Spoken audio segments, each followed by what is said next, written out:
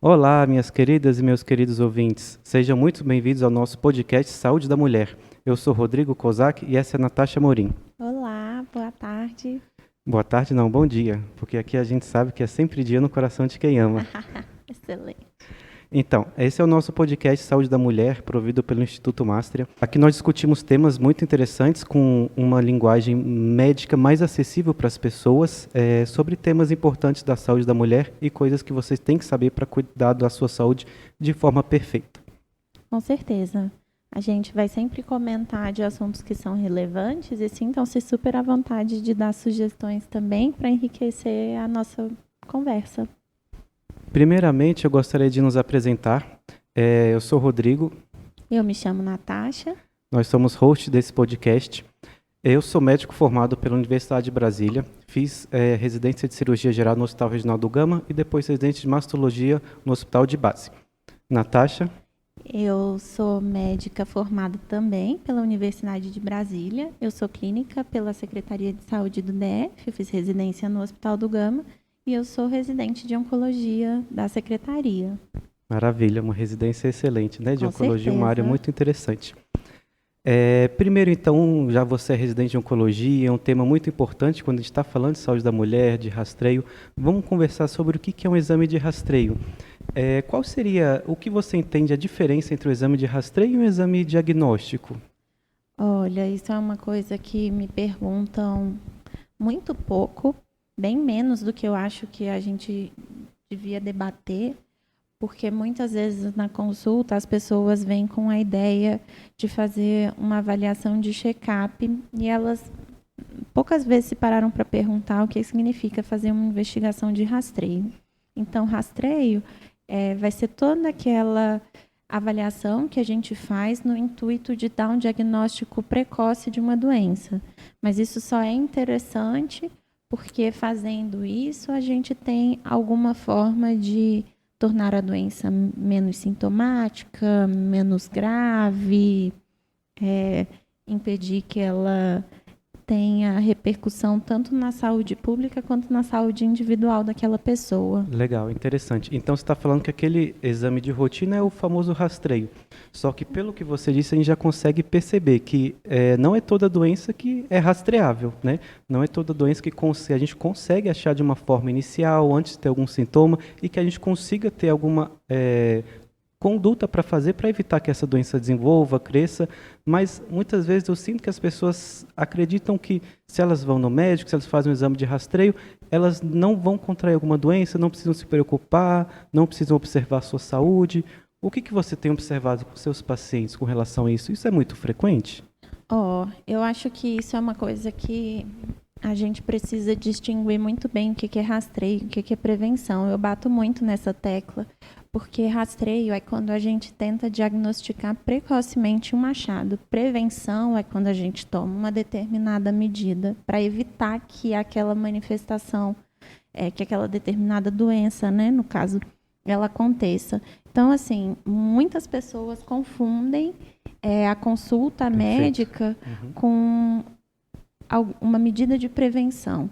Se a gente for olhar conceitualmente, né, fazer uma avaliação de rotina, ela de algumas formas ela até pode ser preventivo, no sentido de que a gente consegue dar algumas orientações que impedem as manifestações de serem mais graves de determinadas doenças. Mas, assim, na ideia geral que a gente tem do que significa a palavra e de qual que é o conceito, uma consulta que a gente faz quando a gente não está sentindo nada, ela não é preventiva de nada, ela não te previne de ter nada, entendeu? Só que a gente consegue rastrear, dependendo de cada pessoa, de determinada população, a gente consegue rastrear algumas doenças e isso tem Legal. impacto na saúde e na vida delas E também, mesmo né? rastreando uma consulta bem feita, ela sempre tem aquelas medidas de ajudar na prevenção de algumas doenças, que é sempre Claro. aquele que a gente consegue fazer orientar uma dieta, uma atividade física, uma mudança de estilo de vida, que é muito importante, né? Nessa questão de prevenção que você entrou. Com certeza. E para algumas pessoas, prevenção vai até mais do que isso. A gente está falando Sim, de claro. mulher, por exemplo. quando a gente discute que uma determinada mulher tem ou não tem benefício de usar um anticoncepcional pelo risco que isso traz de evento de trombose, por exemplo, a gente está fazendo uma medida preventiva. Isso é até muito mais do que um rastreio, né? Claro. É uma prevenção mesmo. Mas a gente está falando aí numa situação específica. Dando uma ideia geral, quando a gente fala assim, no médico, o que é que você está sentindo? Não estou sentindo nada.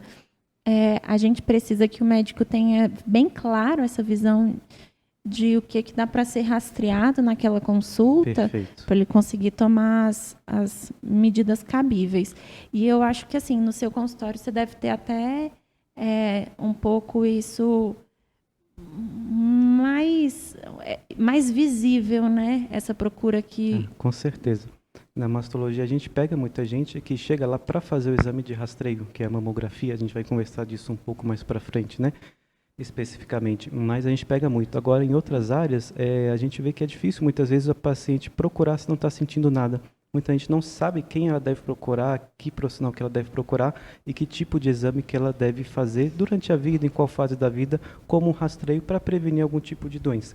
E quando a gente está conversando em prevenção, em exames que você falou que você pode pensar em solicitar, vamos explicar para a nossa audiência, que é a maioria público leigo, o que um exame tem que ter para ele ser considerado um exame de rastreio? Qual é a diferença quando você está pensando em rastrear uma doença? O que é isso? Qual é a diferença em você? Por que você não consegue rastrear tudo? Por que você não faz todos os exames para paciente, pede milhares de exames? O que um exame de rastreio tem que ter para ele ser considerado um bom exame? Exame de rastreio é uma coisa que a gente faz conceitualmente, né, a nível de saúde populacional. Então, o exame tem que ter algumas características para ele se propor a essa finalidade.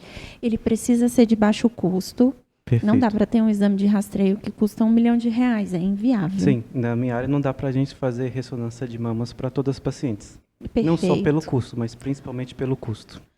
Então, assim, tem a questão de ser um baixo custo, tem que ser um exame acessível, não dá para ser um exame restrito, que só algumas poucas pessoas conseguem fazer.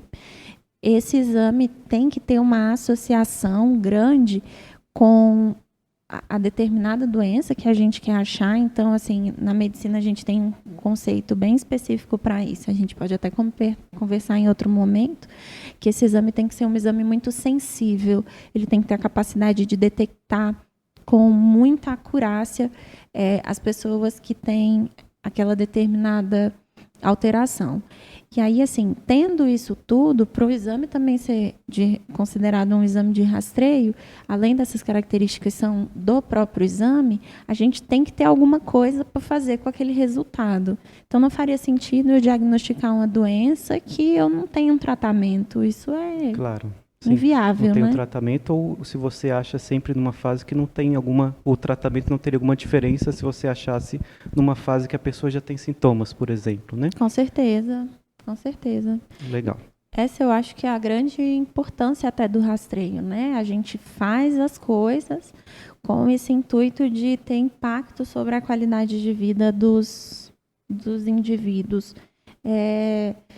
Nem sempre a gente consegue fazer o que é proposto até pelos nossos órgãos. Pelos guidelines, pelas sociedades, né? Isso, até pelo próprio Ministério da Saúde. Às vezes a gente não consegue fazer tudo, mas todos os exames que são ditos como exames de rastreio, eles partem desse ponto. Legal.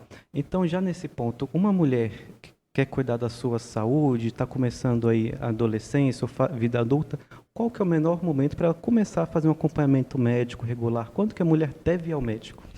Eu acho que, assim, toda mulher tem que ter um médico de referência. Perfeito, ótimo.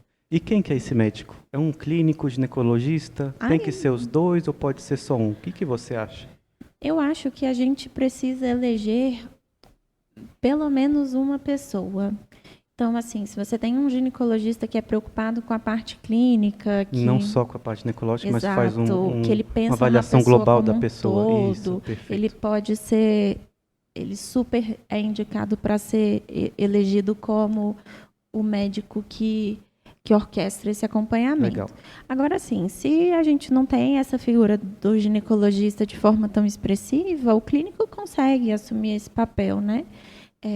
ou o médico da família, em determinadas situações. Sim. A gente precisa de um médico que tenha essa visão global da pessoa para assumir esse papel de preocupação com o Claro, todo que seja o dela, né? médico da pessoa.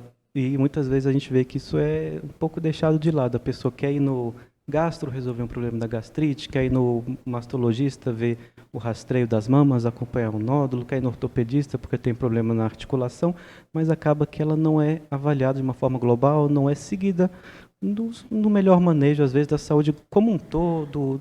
Com certeza. A gente, assim, tem uma frase que eu ouço muito, né? A gente precisa ter um líder. Não adianta quando você tem muitos chefes para poucas pessoas.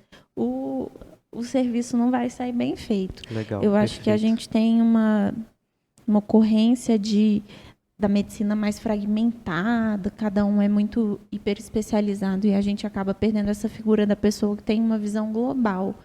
No rastreio, isso é extremamente importante. Não adianta você ir numa pessoa que sabe aquele rastreio restrito da área dela. Ela tem que conseguir olhar e incluir outros aspectos daquele indivíduo na avaliação. Isso, perfeito. Até para determinar quando precisa ir num especialista ou quando tem alguma coisa diferente. Com certeza. E quando a gente está falando especificamente da ginecologia, quando que é o momento da mulher começar esse acompanhamento, esse exame ginecológico?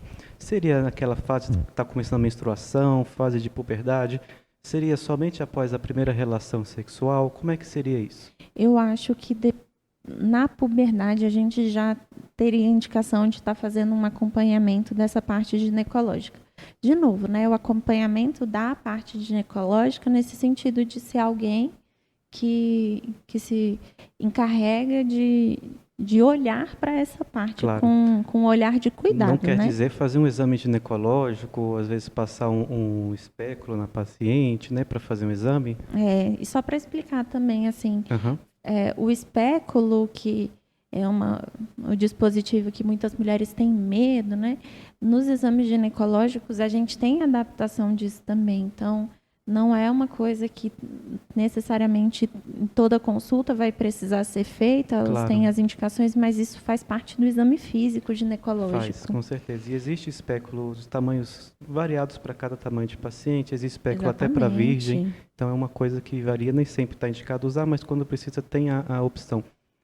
Espéculo, para quem não sabe, é aquele bico de papagaio que usa na hora do exame físico na vagina para poder ver lá dentro o canal vaginal, o colo do útero, para poder complementar o exame físico, a avaliação mais interna dos órgãos ginecológicos. E outra coisa também que é importante, não só da questão de avaliação do exame físico, essa fase de puberdade após a primeira menstruação, muito importante ter uma orientação geral com os ginecologistas, questão de, às vezes, uma anticoncepção, uma orientação geral sobre essa fase que a mulher está passando.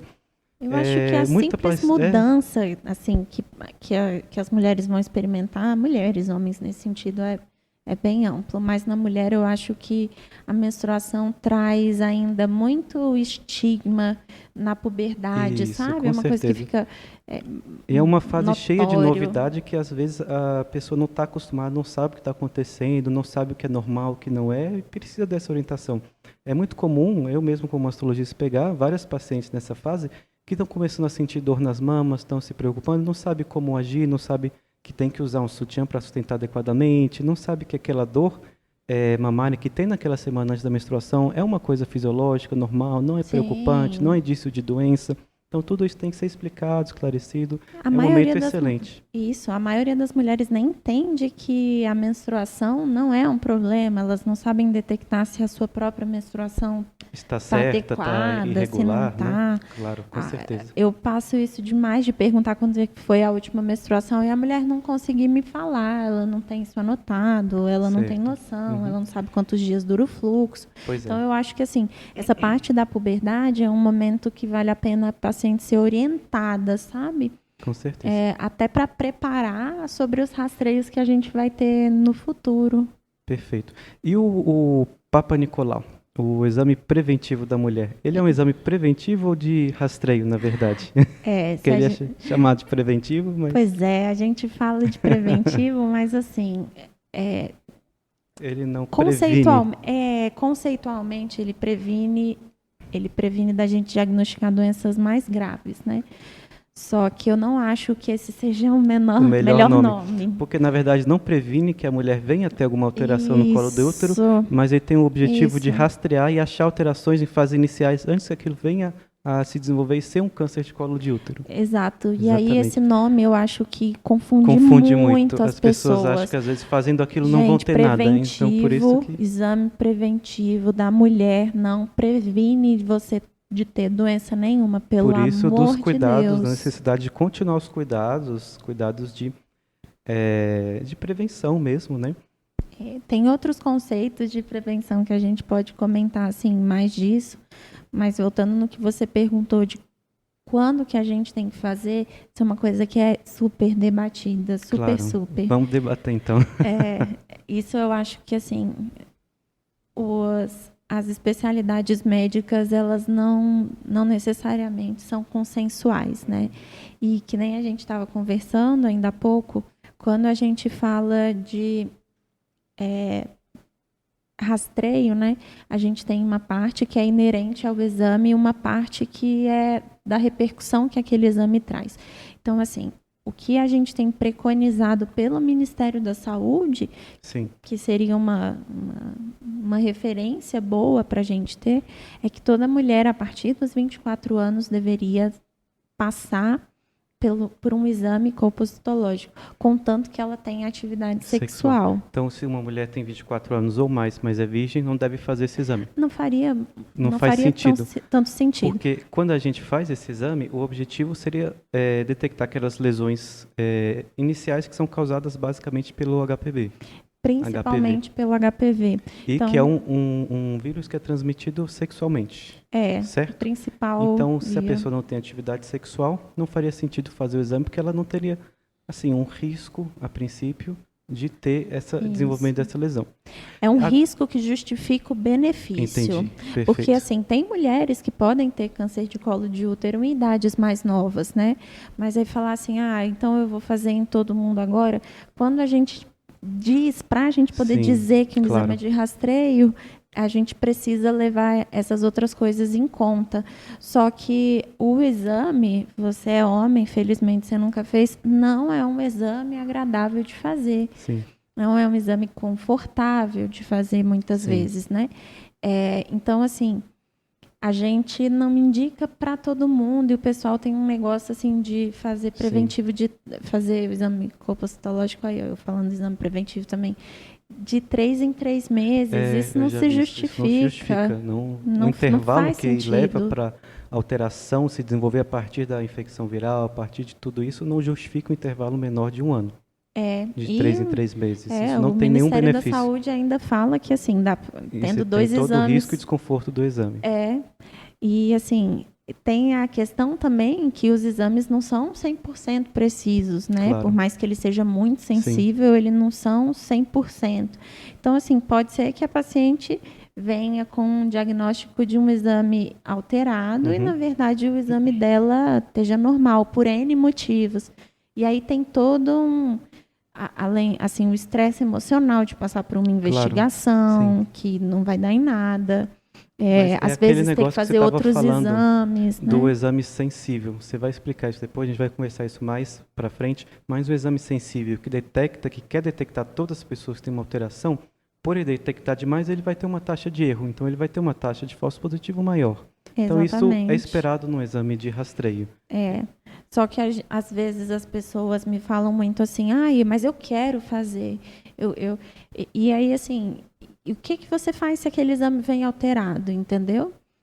Tem paciente que faz cirurgia, já pensou? Imagina, assim, atrapalhar a possibilidade de engravidar porque você passou por uma cirurgia que não precisava. E por que você fez aquela cirurgia que não precisava? Porque você fez um exame que não precisava. Então, assim, a gente tem que tomar muito cuidado com o que a gente está fazendo. A gente não pode deixar de fazer o exame necessário. A gente também não deve fazer exame a mais. Isso que as pessoas têm que entender, que exame a mais, exame desnecessário, exame repetido, nem sempre não é bom, não traz benefício para a pessoa. Exatamente. Quando bem indicado, é excelente, traz diagnóstico desnecessário e muitas vezes até errados. Isso. Agora, outro ponto que eu queria debater com você, você falou que a pessoa deve começar aos 24 anos esse exame. Se por acaso ela tiver começado a atividade sexual antes, até um tempo maior antes, que a gente vê acontecendo, e é um exame que é um risco que a paciente tem advindo da relação sexual, muitas vezes, ela teria que começar a fazer mais cedo? É só os 24 mesmo? O que você acha sobre isso? O que o Ministério da Saúde preconiza é que é aos 24 mesmo, né? A gente tem eles dão uma orientação diferente quando, por exemplo, a gente tem uma gestação na adolescência, mas de forma geral seria essa a idade. Por causa disso que você falou, do tempo da doença se manifestar. Entendi. Mas aí, assim, você vai ver especialistas mais, né? Falando diferente, diretrizes falando diferente. Até no seu caso mesmo, dos exames de rastreio de mama, o Ministério da Saúde não concorda 100% com mas nesse o que caso é preconizado, tem evidência, né? Contra o Ministério da Saúde. Nessas áreas, você conhece evidência com iniciar um rastreio mais precoce? Não. Ótimo. Então, vamos começar agora a falar, já que você falou da minha área da mastologia. Vamos lá. O que você gostaria de saber sobre o rastreio da mastologia? Me pergunte o que você acha que as mulheres têm mais dúvida, que é mais importante a gente comentar aqui nesse nosso podcast. Em relação a essa questão da masto, vai a mesma pergunta. Então, assim, na minha área, a gente meio que mostrou que é importante sempre ter uma referência, mas na sua não é do mesmo jeito, né? Tem uma idade a partir do qual a gente tem que recomendar uma consulta com um mastologista, mesmo que a pessoa não esteja sentindo nada? Sim, claro. O rastreio para o câncer de mama, ele deve se iniciar aos 40 anos, tá? A gente faz rastreio de outras doenças de mama, assim? Não faz. A mamografia, o objetivo dela é rastrear câncer de mama. Não existe outro tipo de doença que seja rastreável ou que tenha alguma importância para ser rastreado, tá? Uhum. A gente acaba vendo muito no rastreio alterações benignas, achando nódulos benignos, outras coisas, mas a única doença importante é câncer mesmo. O Ministério da Saúde ele tem uma recomendação, que já é uma recomendação um pouco mais antiga, sem atualização, de iniciar o rastreio aos 50 anos e fazer uma avaliação bianual. Só que quando a gente vê que todas as sociedades no mundo recomendam esse rastreio aos 40 anos, e essa recomendação do Ministério da Saúde era uma recomendação baseada em literatura um pouco mais antiga e internacional. A gente tem um estudo chamado Amazona, da nossa população brasileira, que mostra que mais ou menos 45%, se não me engano, o número exato eu não vou ter agora, das pessoas nas mulheres no Brasil tem câncer antes dos 50 anos. Eita, tá? É muita gente. Então, é né? muita gente. Se a gente não faz essa avaliação de rastreio, muita paciente deixa de ser rastreada. E, geralmente, é o câncer que mais faz diferença, que mais tem impacto no prognóstico, você fazer um diagnóstico inicial, porque são cânceres que são em idade mais... pacientes mais jovens e, por isso, muitas vezes, um pouco mais agressivos. Toda mulher, assim, então, que vai no consultório do mastologista, vai sair com um combo mamografia, ultrassom, às vezes ressonância de mama, assim. Não. Tem um combinho que a mulher entrou no consultório, ela vai ter que sair com essa lista de exame? Não tem como, é só mamografia, tá? Eu espero que não só do mastologista, eu espero que qualquer consultório que ela passe, não importa a especialidade, ideal, se ela né? tem mais de 40 anos, ela saia com pedido de mamografia. Porque é uma das doenças mais importantes, é o segundo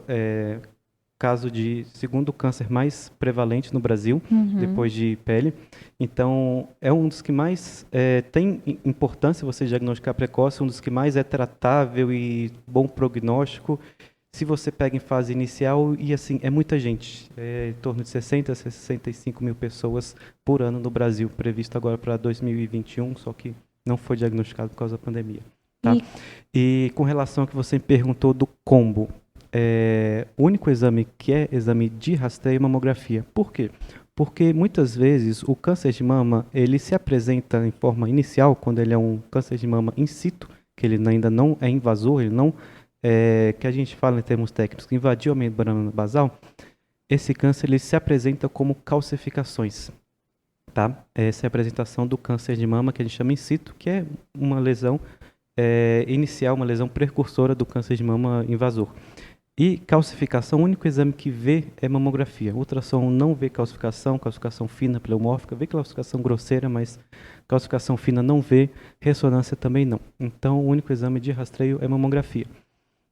Ressonância, ela às vezes é utilizada como rastreio para paciente de alto risco, para a população geral. População, você, quem está nos ouvindo, que não tem uma história familiar de câncer de mama importante, não tem às vezes uma síndrome genética identificada, pessoa que tem o mesmo risco, a gente sempre faz uma avaliação de risco, que é a população geral. Mas como que eu sei se eu sou ou não sou alto risco, ou se eu tenho ou não tenho que procurar o mastologista antes? Tá, perfeito, vamos entrar lá. Então, só comentando, esses estudos mostraram que a ressonância não tem benefício para a população geral. Ela tem mais malefício, na verdade, porque ela diagnostica muita coisa.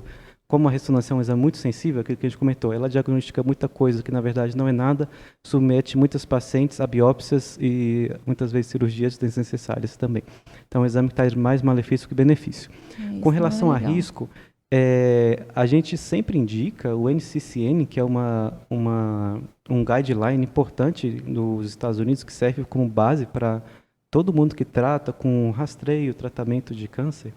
Você bem conhece? Não, conheço demais. Ele indica que toda mulher faça uma consulta no mastologista aos 25 anos, para estratificação de risco. Entendi. A gente fazer um exame físico, ver se está tudo bem com as mamas, ver se tem alguma coisa alterada no exame físico, algum nódulo, e fazer uma avaliação familiar, do histórico familiar.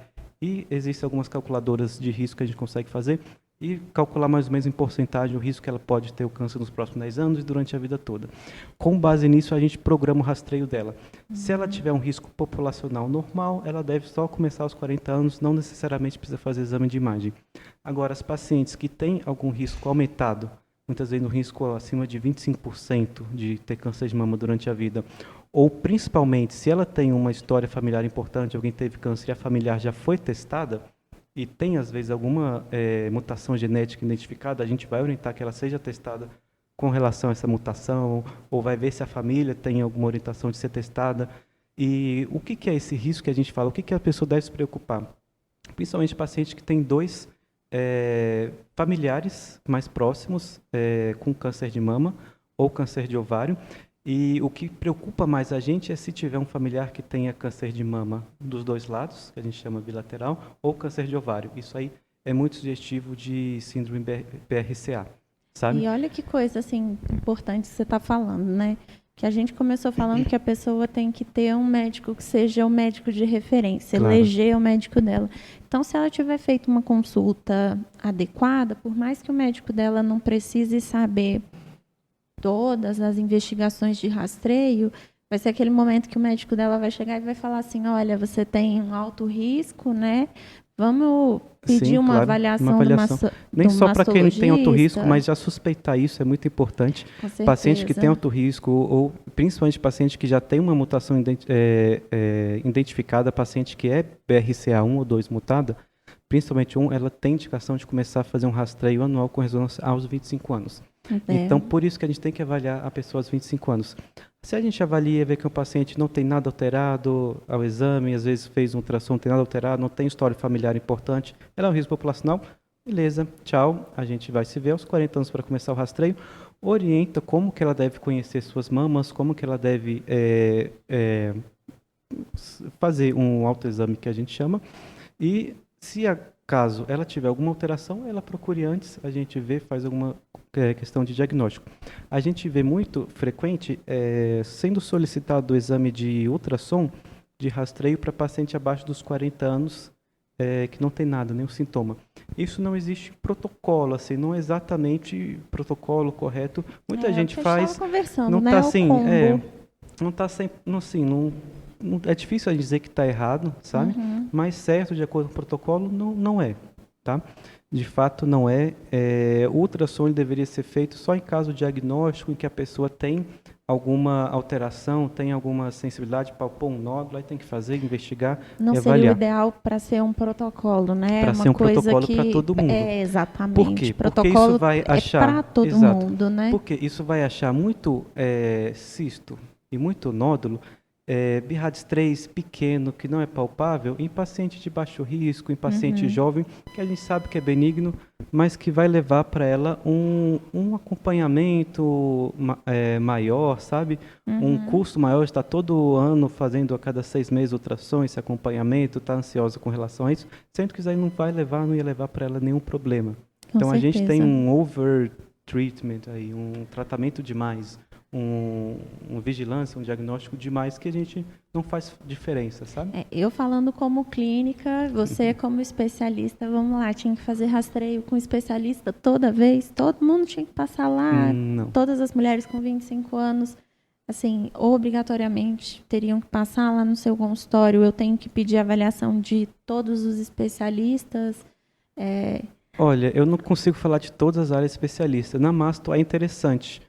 Se o profissional conseguir fazer uma avaliação adequada, usar uma ferramenta de avaliação de risco, a gente tem várias, Tyrer-Cuzy, que é uma delas, fazer um exame de mama adequado, ele sabe examinar as mamas. Né?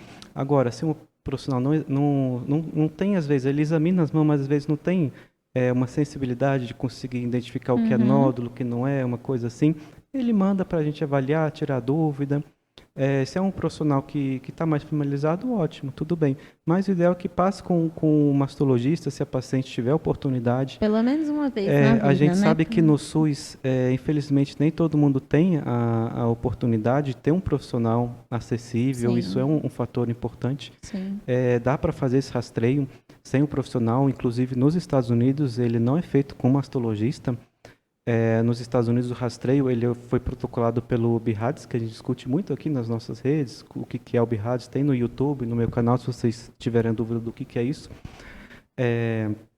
Lá, a paciente faz o exame de rastreio, a mamografia, ela é vista por um radiologista, se ela não tem nada para fazer, ok, ela vai voltar no que vem, ela não vai passar nem por um médico. Entendi. Se ela tem alguma alteração, o sistema que pediu dela já vai encaminhar ela para o ultrassom, o radiologista já faz o ultrassom e depois ela chega com tudo isso para o mastologista. Muitas vezes já chega com a biópsia para o mastologista. E lá não é mastologista, é breast surgeon, então ele já chega para operar, para tratar. Lá não tem o mesmo tipo de especialidade que a gente tem aqui, do mastologista ser um médico mais também clínico, cirúrgico, opera, mas também faz essa parte mais clínica que lá nos Estados Unidos não tem. Isso é então, uma por coisa isso que é interessante passar por né? mastologista. Já me perguntaram isso. O mastologista é o médico que tanto avalia, examina e tal, né? Que você falou bem, tem a parte clínica, mas ele é o médico que opera também. Sim, com certeza. Né? Nós somos clínicos e cirurgiões da Exato. mama. Nós perfeito. fazemos esse rastreio, esse acompanhamento, esses exames de mamografia, ultrassom, biópsia da mama, mas nós também fazemos tratamento do câncer de mama. Inclusive, nosso foco, a maioria dos mastologistas, meu foco pelo menos, é tratamento do câncer de mama cirúrgico. Somos nós que tratamos e fazemos também cirurgia que a gente chama de oncoplástica, que é, junto com o tratamento de cirurgia, de tratamento do câncer, já fazer uma reconstrução, já fazer uma correção para ficar um resultado estético adequado, excelente, o melhor possível, considerando o tipo de câncer, o tamanho de câncer que a paciente tenha. O que é bem diferente, por exemplo, da oncologia Sim. clínica, né? Mas tem esse nome oncologia clínica, a gente passe pela residência de clínica antes.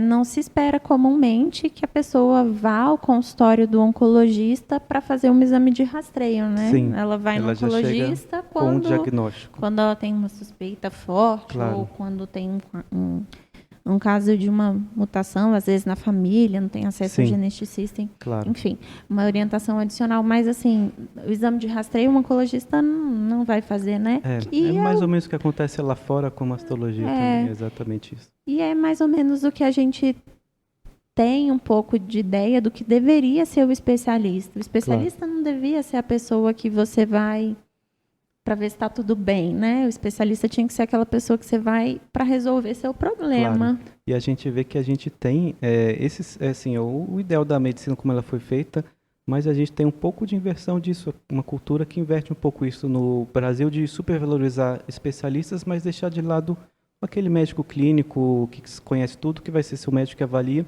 e às vezes fica procurando doenças e tratando questões muito específicas, mas deixa de lado todo e às vezes isso falta um pouco para o tratamento para ter uma resolução boa, para ter Sim. uma integração entre esses profissionais e resolver de uma forma adequada, né? Sim. É a visão que eu acho que a gente sai como generalista da faculdade. Legal. Acho importante falar também, Sim. clínico não é a mesma coisa que generalista. O generalista é aquele médico que saiu da faculdade e ainda não tem nenhuma capacitação específica, né? O clínico Sim. já é uma pessoa que tem um curso de pós-graduação, que é a residência.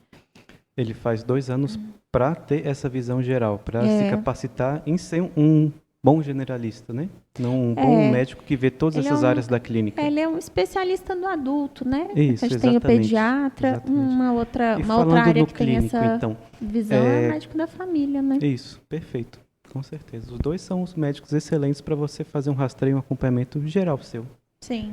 E qual tipo de exame que um clínico, um médico da família faz, de forma geral, das pessoas, como um rastreio? As pessoas têm que ficar fazendo o exame de imagem, tomografias, ultrassons, exames de sangue. O que faz parte do rastreio de uma mulher, de um indivíduo? Então, não tem receita de bolo. Não tem receita de bolo. As pessoas vêm atrás de uma receita de bolo, Sim, claro. né? Assim, às vezes quando a gente vai passando o tempo da nossa formação, a gente acaba criando os nossos vícios, né? Como profissionais, a gente também tem isso. Mas o ideal seria avaliar o contexto daquela pessoa. Então, assim, a gente Perfeito. tem algumas investigações. Individualizar. É muito individualizado, Perfeito. porque você tem que entender o histórico de onde que ela veio, quem ela é, o que ela Entendi. passou, a que ela foi exposta, e aí você consegue juntar isso tudo. Claro, né? Assim, você tem que fazer um bom exame físico, é muito Aham. difícil. Uma boa história clínica, né? Uma boa história clínica, que é essa parte assim, Um paciente, né? por exemplo, que você faz tem de um consulta. sobrepeso, uma obesidade, é sedentário, você vai fazer um rastreio diferente, procurar às vezes dislipidemia, Com hipertensão. certeza. Outro que já é magro, faz muito exercício, mas às vezes tem uma dor abdominal, uma coisa assim, você vai procurar alguma... tem porque aí histórico não vai ser de não vai ser nenhum pedra no rins, rastreio, por né? exemplo, coisa assim, É, sabe? mas não vai ser nenhum Cada um tem rastreio aí. individualizado. Perfeito. A gente vai fazer uma investigação diagnóstica. Eu acho que Sim. essa pessoa tem uma grande chance de ter essa determinada doença, eu vou atrás dela, Legal. né? Uhum. Mas eu acho que no nosso contexto por exemplo, assim, uma pessoa que fuma, por exemplo, Sim. eu venho atender uma pessoa assim de meia idade, pode ser que eu tenha que incluí-la em algum protocolo de rastreio de câncer de pulmão. Com tomografia de tórax. Ou Que então você obviamente não vai fazer para quem não é fumante. para todo mundo. Não tem benefício. Exato. E eu tenho uma pessoa, por exemplo, que tem um estilo de vida, uma história familiar de doença cardiovascular muito grande. Aí eu posso colocar ela num protocolo diferente de investigação de dislipidemia, Entendi. Uhum. que é, né, as alterações de colesterol, avaliar se ela tem um risco maior de ser diabética e botar ela Entendi. num outro... Fazer uma avaliação cardiológica mais Exato, extensa, né? Muitas exato. pessoas acham que fazer mapa, holter, testes de esforço físico é para pessoa jovem fazer sempre. E que é E um a gente exame vê de que- rastreio geral, né? Essa coisa e do muitas protocolo vezes que a gente está teste falando de não esforço cabe assim. para um adulto jovem, ele vai ter muito resultado que não condiz com a realidade, né? Muito falso positivo. Sim, às vezes assim, um bom exame físico já resolveria a maior parte dos seus problemas, né? Sem você ter que passar e correr o risco, que todo exame tem risco, tudo que a gente faz tem risco, né? Mas eu acho que a mensagem mais importante a respeito do papel do clínico é que a gente não tem uma receita de bolo que vale para todo mundo. A gente precisa entender quem que é aquele indivíduo que a gente está avaliando para conseguir ver onde que se encaixa melhor a investigação Perfeito. de cada um dos exames de rastreio que a gente tem, né? E às vezes, isso bem que você falou, às vezes a pessoa vai lá e está pouco sintomático, mas ela tem um risco grande de ter alguma manifestação e a gente vai fazer uma investigação Perfeito. diagnóstica, né? Sim. E até quando a gente fala de onco, a sua nova área agora, Minha nova queridinha. a gente vê que não são todos os tipos de cânceres que têm rastreio. Infelizmente, alguns se desenvolvem Sim. muito rápido, não existe algum exame que identifique em fase precoce. E muitas vezes questão até de distribuição populacional, às vezes frequente na população. Por Sim. exemplo, a gente sabe que o exame de mama, o câncer de mama tem um rastreio importante, câncer de intestino tem um rastreio importante, a paciente tem que fazer colonoscopia, Sim, muitas vezes sim. sangue oculto nas fezes, isso aí após os 50 Exatamente. anos. Mas a gente vê que, por exemplo, Até antes, às vezes. paciente não tem indicação de fazer, muitas vezes, endoscopia para rastreio de câncer de estômago. Quem não tem um histórico de gastrite, alguma coisa assim importante, população geral, não teria indicação de fazer endoscopia de protocolo. Aqui no Brasil, pelo menos, a gente vê que, por exemplo, no Japão, isso é uma doença muito prevalente lá, muito frequente, e a população lá faz, diferente daqui. Porque o exame de rastreio tem que ser adequado ao contexto daquela determinada população. Eu já peguei no consultório, até como clínica, várias pessoas querendo um combo, assim, se pudesse entrar numa máquina que fizesse um scanner completo e dissesse tudo que ela pudesse ter, né? As pessoas Sim. queriam. Mas a gente não tem esse Infelizmente, exame. não existe. E ajudar a gente também. Não era ruim para nós se isso existisse, Sim. mas a gente não tem essa Não opção. tem. E não existe exame que não tem taxa de erro também. As pessoas têm que entender que Exatamente. todo exame ele tem que estar incluído, tem que estar numa situação clínica. Se você faz tem um que ter exame um contexto. sem contexto, exatamente, essa palavra que eu estava procurando, você faz um exame sem contexto nenhum, e você vai interpretar como aquele resultado, você não sabe o que está acontecendo, você fica mais perdido do que achado. Eu acho que isso é uma coisa ruim veio quando vem só... muitas coisas. Você vê paciente às vezes com Covid é a cereja do 80 bolo exames de nisso. rastreio e você vê que isso não resolve a vida da pessoa. E às vezes, isso eu já cansei de ter no consultório. A pessoa traz uma lista longuérrima com exames que a gente não tem como interpretar. Ou então, assim, era um exame do super especialista pedir no contexto de uma pessoa assintomática, ele não faz muito sentido. E aí, assim, você fica de mãos atadas, porque a pessoa quer que você dê uma... Sim. que você dê uma correlação daquele exame com alguma coisa do corpo dela, e às vezes não tem. Não tem justificativa para ter feito, nem para saber o que aquilo quer dizer. Exatamente. Nem de risco que ela tenha. Exato. Tem alguns exames que não tem. No contexto especializado, eles fazem sentido. Agora, num contexto geral, de novo, né, na questão do protocolar, eles não fazem. Sim. Excelente. Bom, por esse podcast, isso que a gente queria discutir, falar bastante essa questão do rastreio, que gostaríamos que você entendesse o que é o rastreio, por que as mulheres fazem esse tipo de exame, os tipos de exame que a gente faz em cada fase da vida. Espero que tenha sido proveitoso para todos vocês. Muito obrigada pela audiência. Eu acho que se a gente conseguiu deixar uma mensagem hoje, é de que, assim, todo mundo tem que ter um médico de confiança. Claro, com certeza. Uma pessoa com quem você pode conversar, tirar suas dúvidas, entender quem é você nesse contexto que a gente está falando e entender que você não é mais um número para ser colocado num protocolo, numa lista. E foi o que a gente conversou. A maioria dos rastreios, das condutas médicas, tem que ser individualizadas. É o que você falou, não existe a receita de bolo. Exatamente. Infelizmente, ou felizmente, não existe essa receita. Agradeço muito vocês também. Se Muito vocês tiverem obrigada. alguma dúvida, se algum tema que vocês gostariam que a gente debatesse no próximo podcast, por favor, deixe aqui nos comentários. Lembrando que vocês conseguem ver a gente nesse podcast, tanto no Spotify quanto no YouTube. Esse podcast ele é provido pelo Instituto Mastria. Para quem ainda não sabe, o Instituto Mastria é um instituto que nós dois criamos com o objetivo de trazer essa medicina diferenciada e personalizada para você, a gente tornar realidade a medicina que a gente acredita ser a melhor medicina, a medicina de acordo com nossos ideais, exatamente. E que muitas vezes a gente não vê sendo praticada em todos os lugares. Então a gente quis criar isso para poder trazer para você uma medicina de ponta, de qualidade excelente e individualizada. Siga a gente no Instagram, @Instituto Mastria. Como que as pessoas te acham no Instagram, doutora Natasha? Eu estou no Instagram, é doutora.Natasha Amorim. Legal. E vocês podem também me achar, @doutor.Rodrigo Kozak. Foi um prazer conversar com todas vocês, conversar com a doutora Natasha. Espero que tenham gostado. Se gostarem, por favor, deixem o like, compartilhem com quem vocês gostam, com quem vocês se importam, para que levar essa informação para as pessoas, que a gente também acredita que informação de qualidade é uma arma muito importante em saúde, em manter a qualidade da saúde individual das pessoas Com sempre certeza. num nível ideal. Então, por isso é só.